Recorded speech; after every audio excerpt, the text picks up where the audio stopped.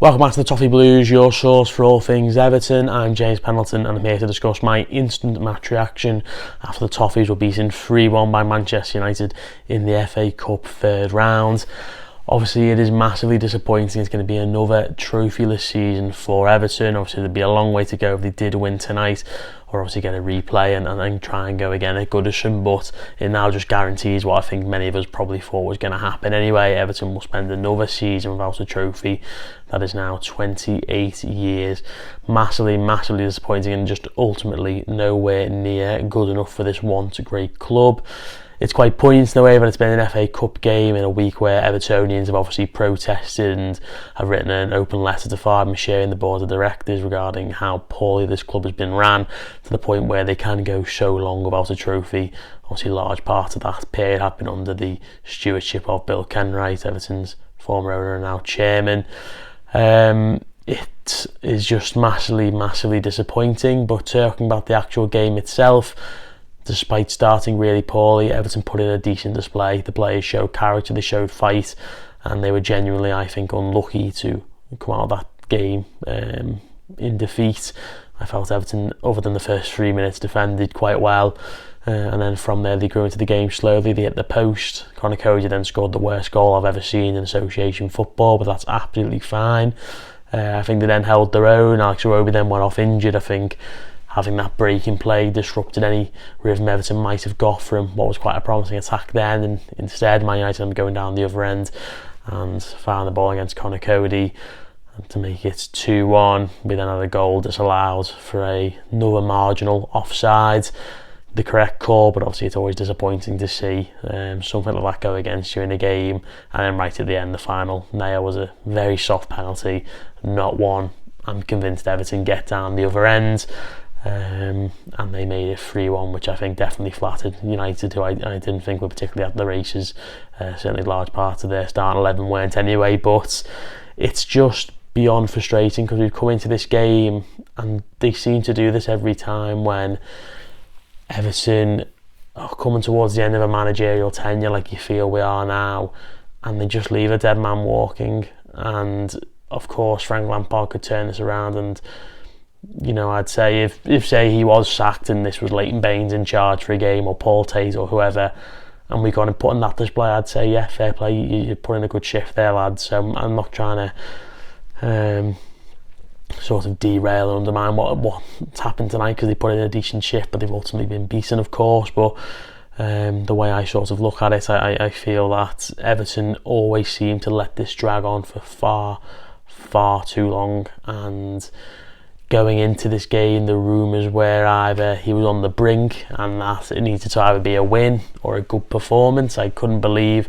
the differentiation between those two. It's like, right, so Everton can go and play really well and get beat and you keep them in, but if they didn't play particularly well and got beat maybe by only one goal rather than two, for example, they would have sacked him.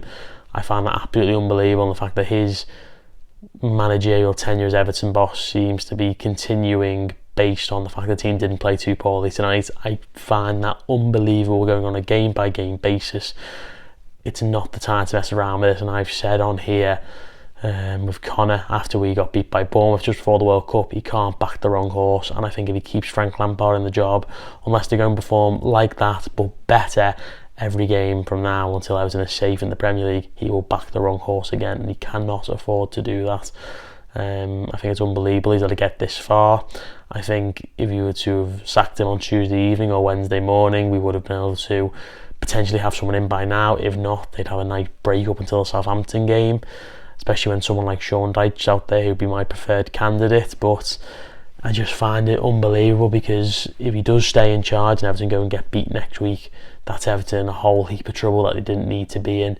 And it's massively frustrating. Why so negative, you may ask? I think it's just because I'm not convinced Everton will back up this performance, and that's really sad. In fact, I can't trust this group of players to go again and put in a good shift against Southampton, and one that actually gets us a much needed win. I'm not convinced Frank Lampard made the correct decisions in terms of his selection, in terms of his team. He's going to have Alex Iwobi out of that game almost certainly. He'll have Amadou Onana back, but he got a terrific result against Man City, then changed it all for absolutely no reason. He then changed it back tonight, and all of a sudden we look like a better team. So I've got very little confidence in Frank Lampard at the minute. I've got very little confidence in most of the players, and I've got absolutely no confidence in the board or the owner, chairman, whoever it may be. Literally anyone at the football club, bar one or two, I've got no faith in to make any sort of correct decision, and that massively upsets me. I totally appreciate Everton played decently tonight. They scored a terrific second goal, which was ruled out for a marginal offside. Other than that, they tested the goalkeeper once with the Coleman and Mikalenko follow-up. As I say, they scored the worst goal I've ever seen in association football, Conor Cody, but that's fine. I don't mind at all. I think that's I saw a 0.99 XG on that, which is great for our stats. But I'm disappointed that we're out of the cup. But it's sad really, because you go into this game thinking, of course you want Everton to win, and I was delighted when we scored that second goal. But now you come away from the game, you think, this is probably the worst case scenario, because I just think they're going to sack him in 3 games time rather than now, because they put in a decent performance, and that just massively worries me. And obviously going into that Southampton game, that's the biggest game of Everton's season by far. If they lose that, Everton are in for a world of pain, I fear. If they win that, they're giving themselves a chance. But yeah, I'm not sure I've got the confidence that they'll back up what they've done tonight, which was decent work, but they've still gotten beat. But on another night, I think Everton probably could have won that game, and certainly got a replay. I think a lot of United fans would probably agree. Everton, I think, deserved a replay out of how they played this evening. They defended well. If they were just a little bit cuter going forward, I think you'd say that they attacked really well. But I thought they attacked okay. I think Demarai Gray had a really good game. I need to see more from him. I thought Neil Maupay's hold-up was a bit hit and miss, but I thought just before he came off, actually, he was doing all right. I thought Decore came on and actually played as well as I've seen him play all season, which isn't saying a lot, but still, I thought Amadou Onana was really good. I felt that a couple of the centre-backs were really good. Jordan Pickford made some good saves. Again, it seems like the same old story. But again, Everton have got nothing to show for it. It's another season without a trophy, and it is just nowhere near good enough. So hopefully they make this decision now. If they don't, hopefully we turn a corner and we can look back at this game as being the game when he starts to set something up. I'm just not sure I quite believe that's going to happen, and that worries me. But anyway, Everton are out of the FA Cup. They've been defeated 3-1 by Manchester United. There's no wins since returning back from the World Cup break. Everton have not won, I think, in 8 games now, which doesn't sound too bad. But then, of course, you remember we didn't play for 6 weeks, so Everton haven't won a game, I think, since late October. So massive things have to change. Everton have got to get back to winning ways very, very quickly against Southampton. And let's see what happens over the next day or so. If they're going to decide they need to get rid of him, they've got to do it now, and they've got to bring Sean Dyche in. That's the only way Everton, I think, near guarantee staying up this season. If they don't, then I think we haven't got a cat and hell's chance. Anyway, thank you all very much for watching, and hopefully Everton win on Saturday next week against Southampton. This has been the Toffee Blues, your source for all things Everton. Please like, subscribe, and follow us on all our socials. Thank you.